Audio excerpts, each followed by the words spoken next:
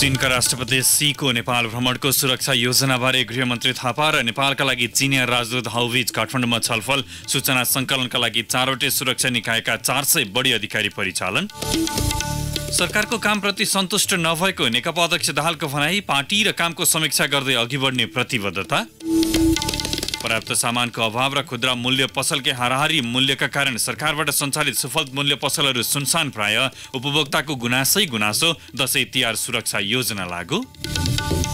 खाडी मुलुकबाट टाढै बस्न वैदेशिक शक्तिहरूलाई इरानी राष्ट्रपति हसन रुहानीको चेतावनी। शान्ति सुरक्षामा खतरा पुर्याएको आरोप।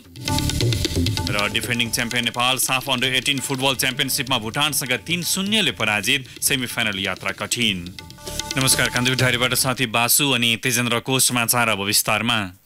चीनका राष्ट्रपति सी जिनपिङको आसन्न नेपाल भ्रमणको सुरक्षा योजनाबारे काठमाडौँमा छलफल भएको छ। यही असोजको अन्तिम साता हुने भनिएको सीको नेपाल भ्रमण र सुरक्षा प्रबन्धबारे चिनिया राजदूत हाउ यान्सीले चासो राखेको केही मिनटपछि नै गृहमन्त्री रामबहादुर थापाले 4वटै सुरक्षा निकायका उच्च अधिकारीसँग सिंहदरबारमा छुट्टै छलफल गर्नुभएको हो। गृह मन्त्रालयमा भएको छलफलमा थापासँग राजदूत यान्सीले आफ्नो राष्ट्रपतिको भ्रमणका बेला नेपाल सरकारको सुरक्षा प्रबन्धबारे जानकारी लिनुभएको थियो।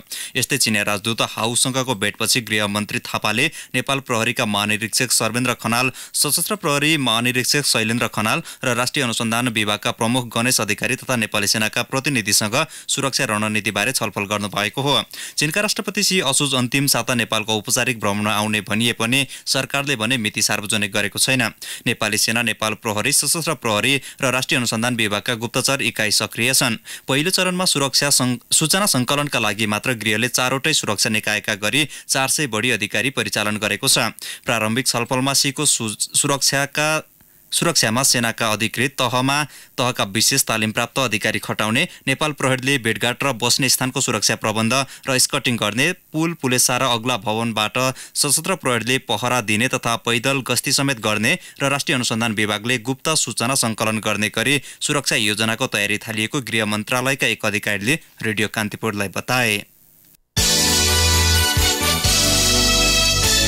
सत्तारूढ नेपाल कम्युनिस्ट पार्टी नेकपाका अध्यक्ष पुष्पकमल दाहालले सरकारको कामबाट सन्तुष्ट नभएको बताउनु भएको छ। विराटनगरमा सञ्चारकर्मीसँग अध्यक्ष दाहालले सरकारको काम प्रभावकारी ढङ्गले अघि बढ्न नसकेको स्वीकार गर्नुभयो। हामी निराश हुनुपर्ने स्थिति भई पार्टीलाई एकताबद्ध गर्ने, विकास निर्माणका कामलाई गति दिने, सुशासनलाई अहिलेसम्मको कामको समीक्षा कहाँ कमी रहे, कहाँ कमजोरी रहे। हिजो मात्रै हाम्रो संसदीय दलको बैठक थियो। त्यो दलको बैठकमा प्रधानमन्त्रीजीले पनि मैले पनि हामीले अहिलेसम्मको कामको समीक्षा गर्ने, हाम्रा भएका कमीहरू कहाँ रहे, जुन कारणले गर्दा केही उच्छृङ्खल गतिविधि देखा पर्ने वातावरण कसरी बन्यो त्यसको समीक्षा गर्ने र आफूभित्रका कमीहरू सच्याउँदै अगाडि बढ्ने भन्ने नै हाम्रो निष्कर्ष हो। पार्टीलाई कताबद्ध गर्ने, विकासको काममा गति दिने र सुशासनको प्रत्याभूत गराउने गरी अघि बढ्ने तयारी गरेको अध्यक्ष दाहालको भनाइ थियो।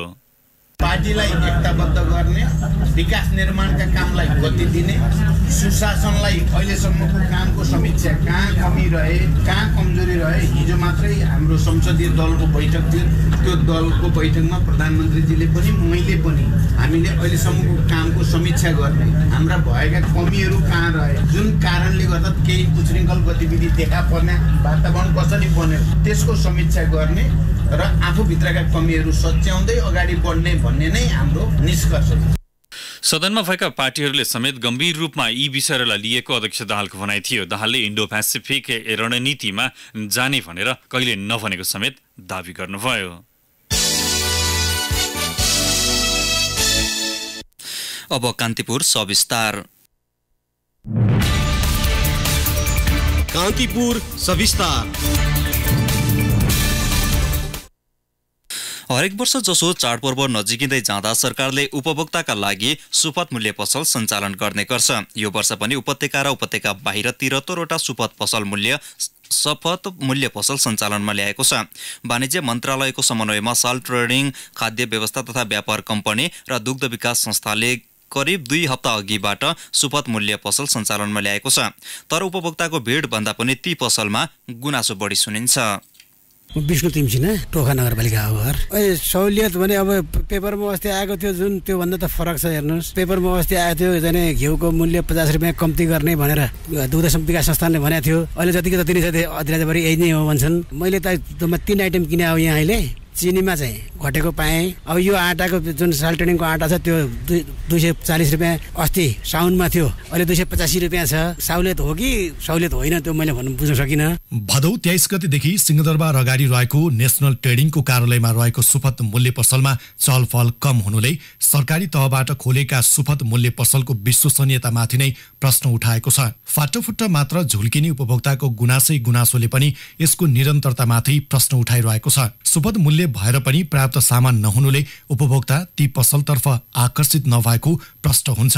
वाणिज्य मन्त्रालयको समन्वयमा साल ट्रेडिङ, खाद्य व्यवस्था तथा व्यापार कम्पनी र दुग्ध विकास संस्थाले देशैभरि 73 वटा स्थानमा सुपथ मूल्य पसल र काठमाडौँमा 3 वटा घुम्ती पसल सञ्चालनमा ल्याएका छन्। तर सबै पक्षले साथ सहयोग गरेको भान भने हुँदैन। उपभोक्ता हित संरक्षण मञ्चका अध्यक्ष ज्योति बानिया सरकारको उपस्थिति देखाउन राखिएका पसलहरू हुन्। यो नाटक हो, वास्तवमा यो त सरकारी नाटक हो भन्ने गरेको छ। अब हामी संघीय संरचना गइसके पछाडि यो काम चाहिँ स्थानीय सरकारको हो। संघीय सरकारले छुनै नहुने काम, स्थानीय बजार व्यवस्थापन गर्ने काम भनेको यो स्थानीय तहको हो। स्थानीय तहलाई सबै डिभिजन गर्नुपर्नेमा केन्द्रीय सरकार आफैले गर्यो। त्यस हुनाले यसलाई कानुनले पनि चिन्दैन। यो वास्तवमा यो अहिले हामीले जुन अवलम्बन गरेको पद्धतिले चिन्दैन। नम्बर 1। नम्बर 2, कसलाई पसल खोलियो भन्दाखेरि केही खुद्रा पसलेलाई सस्तो दरमा बिक्री गर्नलाई पसल खोलियो। अहिले जति छुट पाछ आम नागरिकले होइन, छुट खुद्रा पसलेले बगीखानाबाट किनेर लिएर गएर अनामनगरमा बेच्ने जुन मान्छे हुन्छ त्यसलाई मात्रै भाव। नेपाल खुद्रा व्यापार संघले पनि सरकारी यो प्रयासमा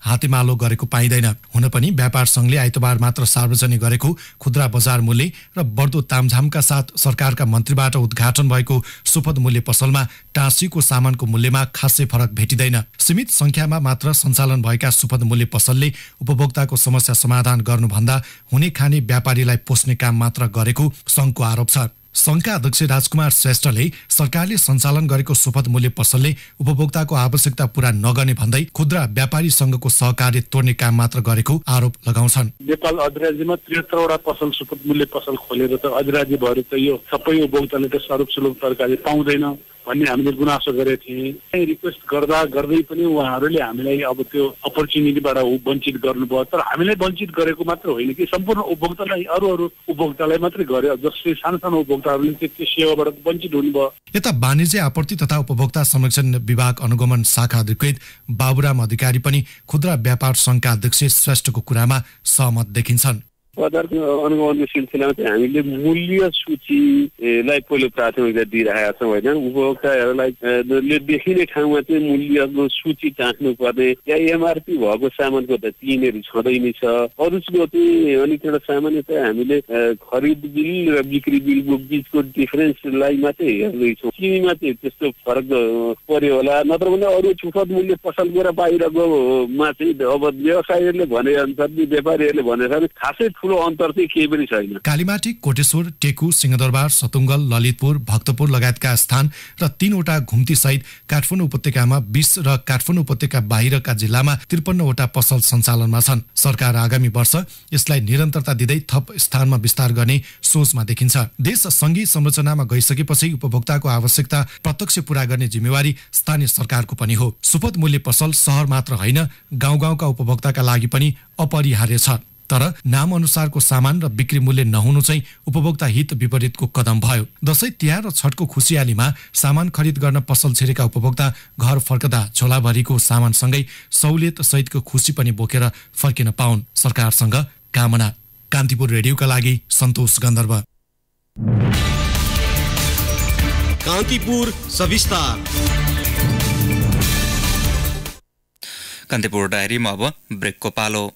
अब बाँकी प्रसङ्ग। नजिकै आएको दशैं तिहार र छठ लगायतका चाडपर्वलाई लक्षित गर्दै संघीय राजधानीमा हुने विभिन्न अपराध नियन्त्रण गर्न महानगरीय प्रहरी परिसर काठमाडौँले आजबाट लागू हुने गरी विशेष सुरक्षा योजना सार्वजनिक गरेको छ। दशैंमा सुरक्षाका लागि प्रहरीको central response van CRV, quick response team QRT र साइकलमा समेत प्रहरी परिचालन भएका छन्। 83 जनाको मोटरसाइकल गस्ती, 35 वटा साइकल गस्ती र 46 वटा मोटर गस्तीका साथै विभिन्न स्थानमा सुरक्षा पोस्ट खडा गरिएको छ। 11 स्थानमा प्रहरी सहायता कक्ष समेत राखिएका छन्। यस्तै 67 स्थानमा स्थायी तथा 57 स्थानमा अस्थायी पिकेटको व्यवस्था गरिएको छ। काठमाडौँमा हुने आपराधिक गतिविधिबारे जानकारी लिन सादा पोसाकका 70 जना प्रहरी पनि परिचालन भएका छन्।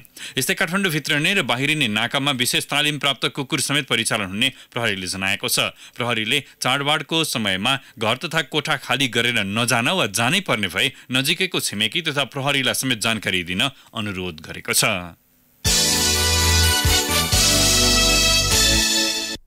प्रमुख प्रतिपक्षी नेपाली कांग्रेसको नाराबाजीका बीच प्रदेश 1 को प्रदेश सभामा मनमोहन प्राविधिक विश्वविद्यालय सम्बन्धमा व्यवस्था गर्न बनेको विधेयक 2076 को प्रतिवेदन पेश भएको छ। बैठक सुरु भए लगत्तै कांग्रेसका सांसदहरू बेल घेराउ गर्न गएका थिए। नाराबाजीकै बीच सामाजिक विकास समितिकी सभापति सरिता थापाले विधेयकको प्रतिवेदन प्रस्तुत गर्नुभएको हो। विधेयकका कतिपय बुँदामा संशोधन आवश्यक रहेको भन्दै प्रतिवेदन स्थगनको माग कांग्रेसले गरेको थियो।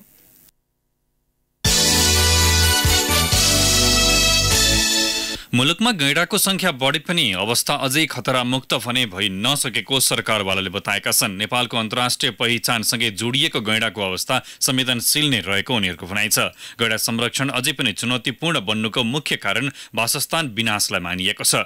नेपाल र भारतका केही संरक्षित क्षेत्रमा सीमित गैंडाको दीर्घकालीन अस्तित्व खतरामा रहेको संरक्षणकर्मीहरू बताउँछन्। वन विनाश तथा वासस्थानमा आएको कमी, सिमसार क्षेत्र प्रदूषित हुनु गैंडाको संरक्षणका लागि चुनौती मानिएको छ।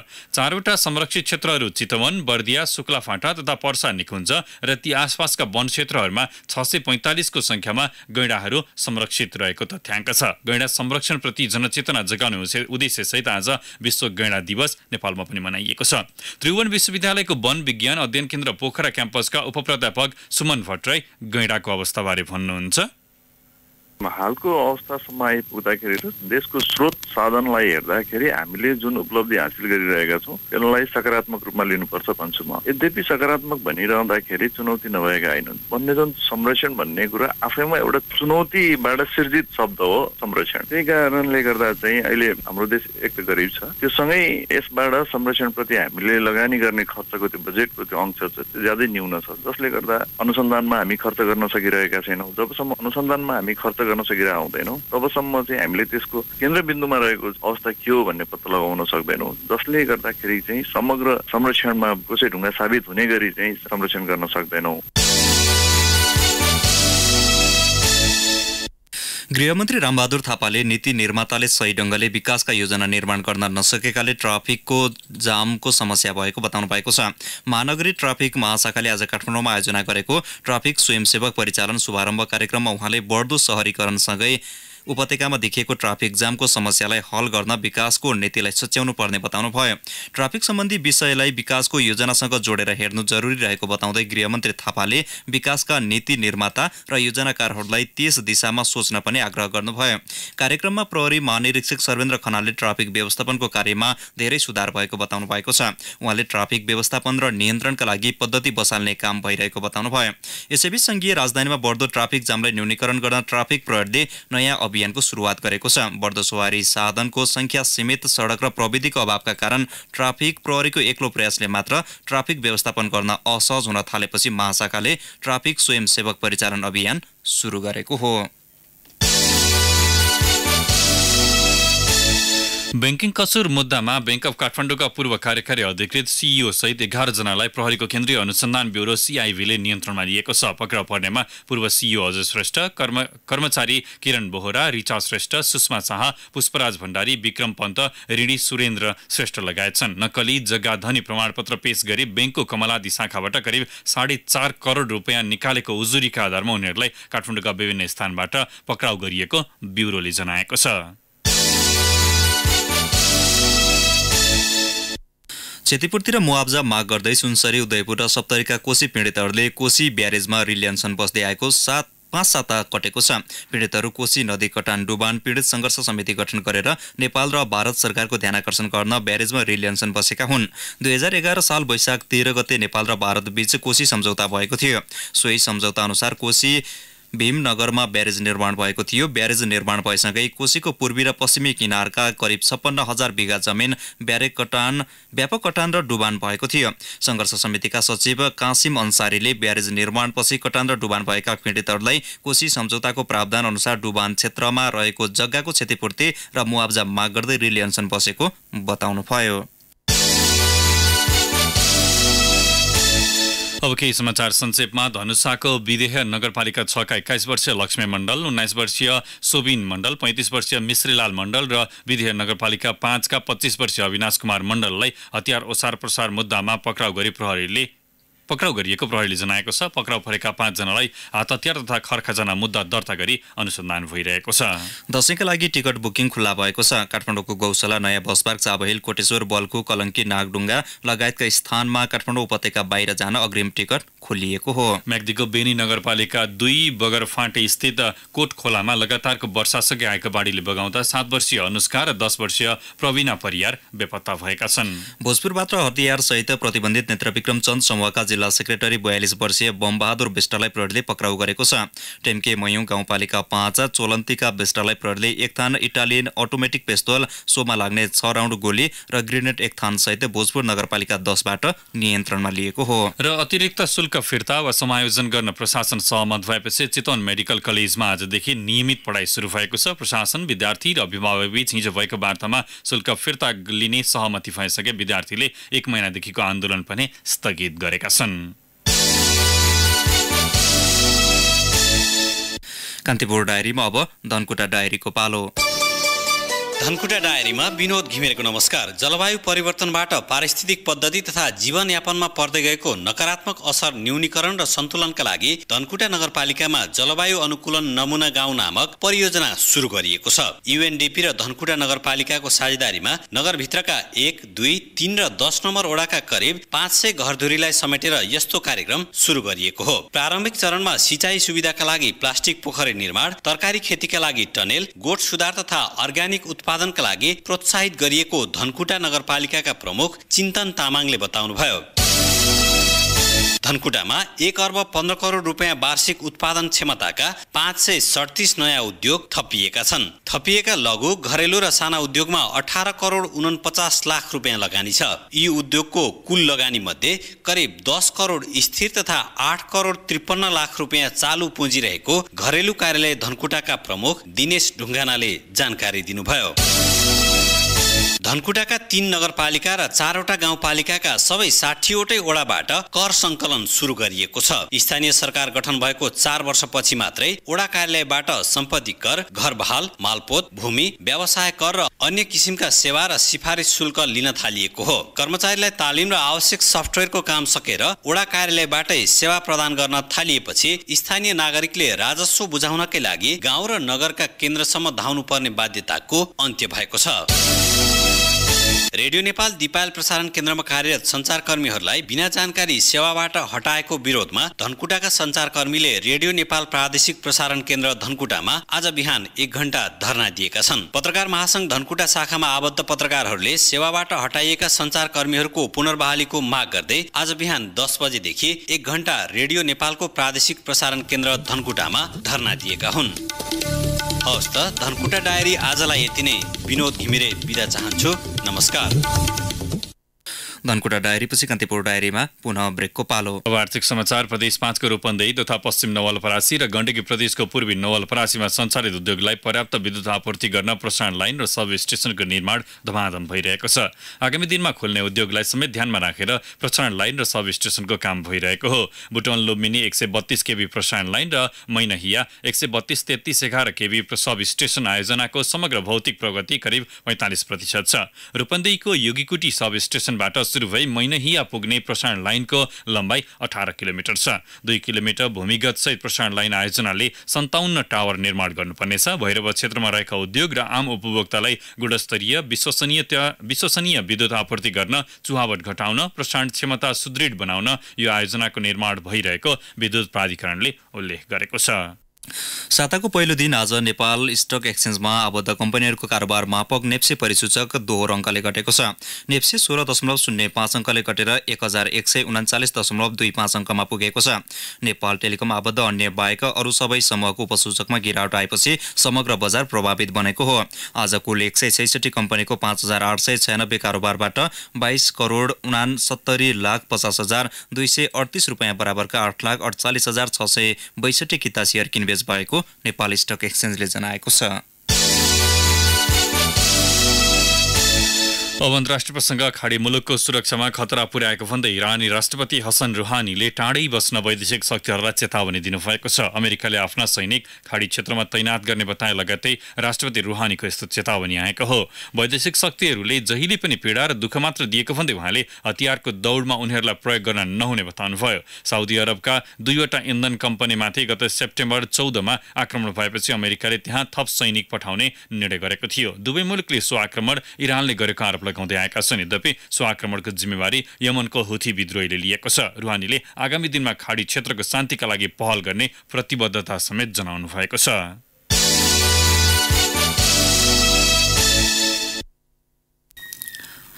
अब खेल प्रसङ्ग। डिफेन्डिङ च्याम्पियन्स नेपाल घरेलु मैदानमा जारी साफ अन्डर 18 फुटबल प्रतियोगितामा भुटानसँग पराजित भएको छ। काठमाडौँको हल्चोक स्थित एपीएफ मैदानमा समूह चरणको आफ्नो अन्तिम खेलमा नेपाल भुटानसँग 3-0 ले पराजित भएको हो। जितसँगै भुटान सेमिफाइनलमा प्रवेश गरेको छ। खेलको पहिलो हाफमा एसी दोर्जीको गोलमा अग्रता बनाएको भुटानले दोस्रो हाफमा 2 गोल थप्यो। समूह एमा रहेको नेपालले पहिलो खेलमा मालदिप्ससँग 1-1 को बराबरी खेलेको थियो। समूह चरणको अन्तिम खेलमा पर्सि भुटान र मालदिप्स बीच प्रतिस्पर्धा हुनेछ। पर्सिको खेलमा मालदिप्स भुटानसँग कम्तीमा 3-0 ले पराजित भए मात्र नेपालको सेमिफाइनल सम्भावना रहन्छ। प्रतियोगितामा भोलि समूह बीमा रहेका इन्डिया र बङ्गलादेश बीच प्रतिस्पर्धा हुनेछ। एएफसी अन्डर 16 2020 को छनौट चरणको अन्तिम खेलमा नेपालले आज श्रीलङ्कासँग प्रतिस्पर्धा गर्दैछ। खेल जोर्डनको जार्का स्थित प्रिन्स मोहम्मद स्टेडियममा पौने 8 बजे सुरु हुनेछ।